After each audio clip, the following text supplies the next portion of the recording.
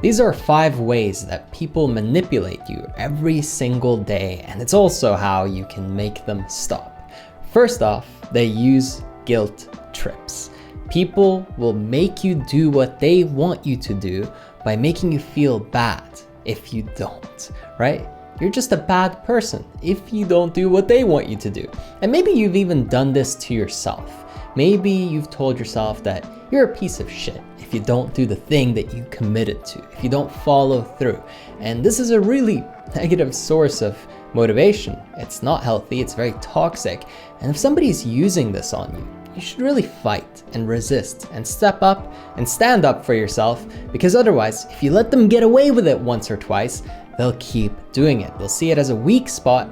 And so even if it's uncomfortable to resist, it's important that you do in order to create that boundary and to teach them a lesson in that, hey, this type of tactic really doesn't work on me. Because remember, if you reward behavior from people, they will continue that behavioral loop until it is no longer rewarded. And typically you have to break it at least a few times if they've gone through with it over and over and over again and it's worked every time, because in their head, it's become really innate that, okay, if I behave like this, if I manipulate you by guilt tripping you, then I'm gonna get what I want. The second way that they manipulate you is by using the reciprocity bias. Maybe they'll do something that you didn't really even want them to do for you, so that you'll give them or do for them what they want. It's so simple and it's so clever, and you've probably been tricked many times by this throughout your life. It would be surprising if you hadn't. So really examine whether or not what people are doing for you is because you asked them to and because you really want it, or are they doing it so they can get more of what they want, and then they're gonna make a specific request so they can get exactly what they want when you got something that you didn't even want. You see, it's all about their desires and their reality, and they're the center of attention, and you're just a NPC side character, somebody that doesn't matter.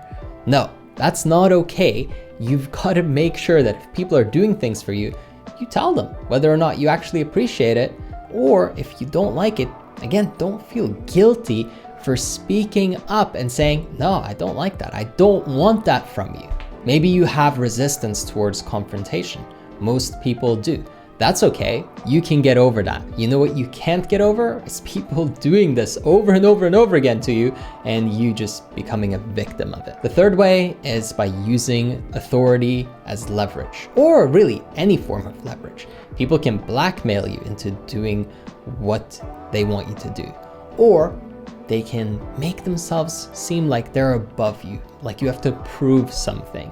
This is often used, of course, by parents and teachers and people who are supposedly above you and telling you what's right and wrong. They're not always right.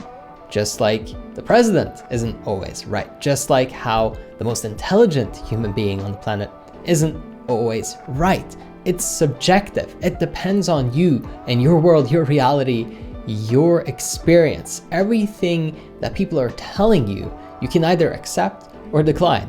Even if some of the things are factually correct and you should think that it's right, it doesn't mean that it's right for you right now.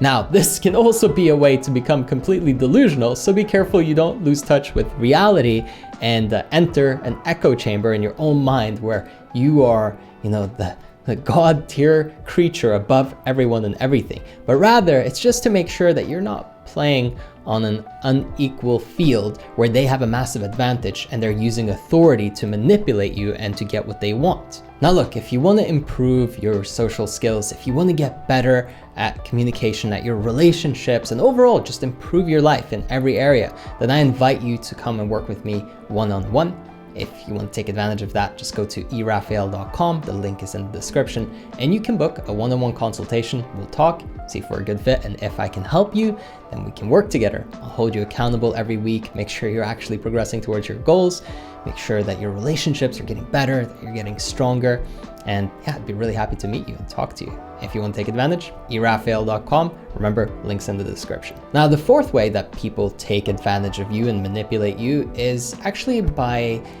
grabbing you when you're in high buying temperature, or when you're at an emotional peak or low. Maybe you're really tired and so your willpower has dwindled, and now it's easy to get a decision from you that really you wouldn't otherwise give, or they will make you do something that you didn't want to do, but now all of a sudden you're willing to commit to something because you don't have the energy to say no.